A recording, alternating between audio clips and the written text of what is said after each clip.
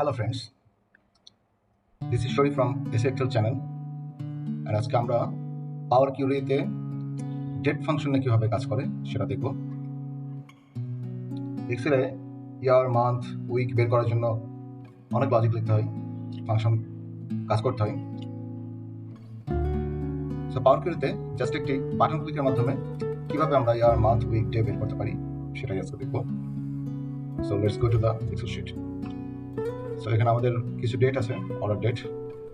আমরা চলে যাব পাওয়ার কিউরি এডিটরে, ডেটা মেনু বার থেকে ফ্রম টেবিল রেঞ্জে ক্লিক করব এবং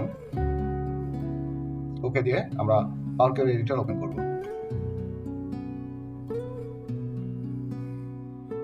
সো প্রপার্টিজ এর টেবিল নেম, টেবিল 1 আছে, আমরা চেঞ্জ করতে পারি মান্থ, উইক, ডে। ওকে, এবং আমাদের অর্ডার ডেটটা দেখছি এখানে ডেট এবং টাইম একসাথে আছে। সো এখানে আমরা জাস্ট শুধু অর্ডার ডেটের বামে যে সিম্বলটা আছে এখানে ক্লিক করব, করে এখানে অনলি ডেট সিলেক্ট করব এবং এখানে change column type, replace current or add new step. আমি নিউ স্টেপে যাবো আর রিপ্লেস করব কারেন্ট স্টেপের উপরে। সো আমরা রিপ্লেস কারেন্টটা দিব কারণ আমার নতুন কোনো স্টেপ যাওয়ার দরকার নেই, যে মেইন টেবিলটা আছে কলাম, একই কলাম নিয়ে আমরা কাজ করব। ওকে, সো এটাকে চেঞ্জ করে নিলাম, শুধু ডেট ফর্মেটে নিয়ে আসলাম এবং পরবর্তী যে স্টেপগুলো আমরা এখানে কমান্ডগুলো দিব বা স্টেপগুলোতে যাব, সেই স্টেপ আমরা নতুন কলামে যাব। দ্যাটস ওয়াই এখানে আমরা অ্যাড কলামের ফ্রম ডেট অ্যান্ড টাইম ফাংশনটা ইউজ করব। ট্রান্সফর্মেও same date and time column আছে, বাট ট্রান্সফর্ম থেকে যদি আমরা কাজটা করি তাহলে সেম কলামের উপর রেজাল্টটা আসবে। যেহেতু আমরা নতুন কলামে যেতে যাচ্ছি এই জন্য আমরা অ্যাড কলাম থেকে ডেট ফাংশনটা ইউজ করব। সো ফার্স্ট ইয়ার, আমরা ইজিলি একটি বাটন ক্লিকের মাধ্যমে ডেট থেকে ইয়ারে যে আমরা ইয়ারটা বের করতে পারি। ওকে, একটা বিষয় লক্ষ্য করবেন সবাই, আমরা এই ইয়ারটা আছে হোল নাম্বারে 1 2 3 হোল নাম্বার। দ্যাটস ওয়াই যখন আমি এই কলামটা সিলেক্ট করছি তখন ডেট অ্যান্ড টাইম ফাংশনগুলো ডিজেবল থাকছে, এটা কাজ করছে না যতক্ষণ আমি এই ডেট রিলেটেড কলামে আমি কার্সর না নিয়ে যাচ্ছি। সো আবার অর্ডার ডেটে গেলাম, ফিরে গেলাম এবং ডেট থেকে আমরা মান্থ বের করব। সো এখানে মান্থ নেম আছে, মান্থ নেম, মান্থ নাম্বারটা আছে 8 means August, 3 March, 12 December. So আমরা যখন বিগ ডেটা নিয়ে কাজ করি আসলে মান্থ নাম্বারটা আমাদের চোখের সামনে থাকলে হয়তো বুঝতে কষ্ট হতে পারে, যে আমরা হঠাৎ করে দেখলে যে 8 অগাস্ট এখন আমার সামনে খুব স্মল একটি ডেটা আছে। সো আমার বুঝতে সুবিধা হচ্ছে, ঠিক আছে আমি ধরে নিলাম 8, ঠিক আছে 8 অগাস্ট, 10 অক্টোবর, 11 নভেম্বর। ওকে, আমি এই স্টেপটাকে ক্লোজ করে দিলাম। আমি যদি এখানে মান্থ নাম্বারের জায়গায় name of the month use করি তাহলে এটা অনেক বেশি মিনিংফুল হয়। ঠিক আছে, 2011 year and August month, month নেমটা আমি যদি ইউজ করি। Okay, so again order date and quarter of the year. সেটা বছরের কোন কোয়ার্টার অফ দ্য ইয়ার। আমরা জানি যে ইয়ার হচ্ছে 4 quarters in year. So January to March, April to June, July to September and October to December. So August third কোয়ার্টারে পড়ে, July, August, September. So এখানে কোয়ার্টার অফ দ্য ইয়ার 3 দেখাচ্ছে। Again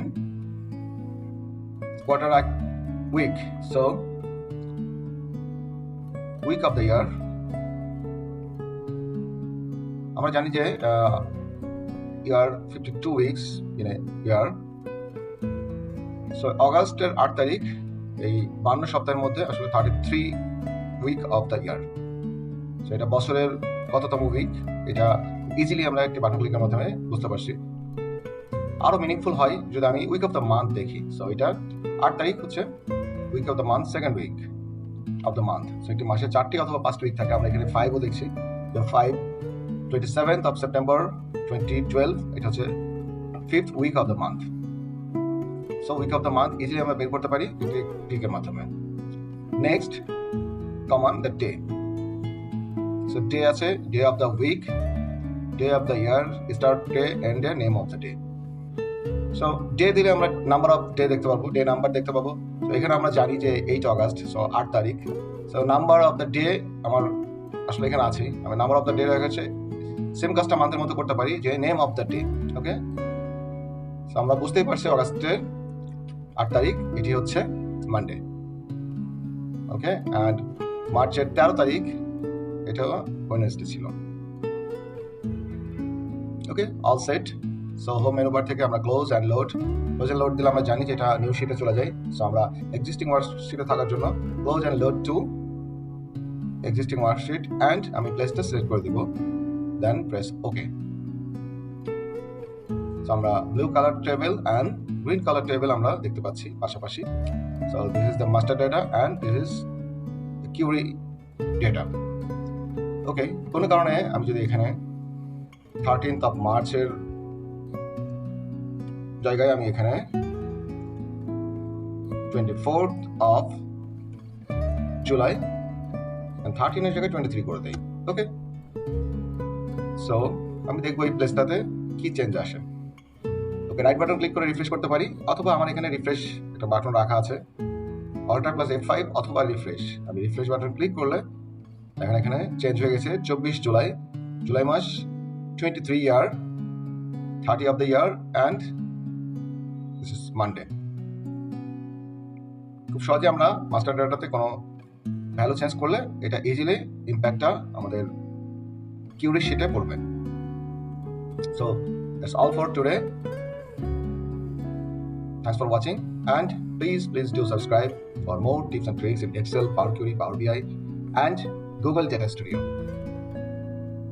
Allah Hafiz.